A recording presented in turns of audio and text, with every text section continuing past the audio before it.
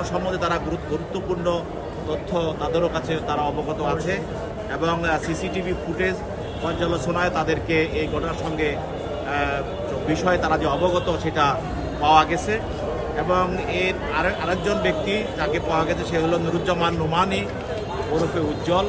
তাকে তদন্তকারী কর্মকর্তা গ্রেপ্তার করে আজকে বিজ্ঞ আদালতে 7 দিনের রিমান্ড প্রার্থনা করে উপস্থাপন করা হয়েছে।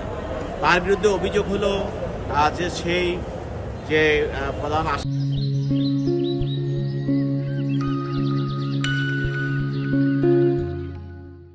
আসামি ফয়সাল করিম মাসুদ সে হত্যা ঘটিয়ে যার পরবর্তীতে সে তার বোনের বাড়িতে আশ্রয় নিয়েছিল, সেখান থেকে তাকে বের হওয়ার জন্য আজকের যে নুরুজ্জামান সে মাইক্রোবাস দিয়ে সহযোগিতা করেছিল এবং সে তার এই মাইক্রোবাস আজকে আদালতে সে স্বীকার করেছে যে তাকে মাইক্রো গাড়ি তার দেওয়া মাইক্রো গাড়িতে সে বোনের বাসা থেকে বের হয়ে গেছে।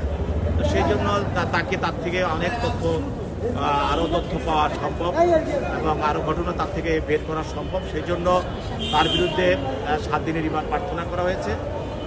বিজ্ঞ আদালত তার সেও আদালতে বক্তব্য দিয়েছে, তার বক্তব্য শুনে এবং নথি পর্যালোচনা করে এবং দরখাস্ত পর্যালোচনা করে তার বিরুদ্ধে 3 দিনের রিমান্ড মঞ্জুর করে তাকে জেল হাজতে তাকে তদন্তকারী কর্মকর্তার হাতে সোপর্দ করেছেন।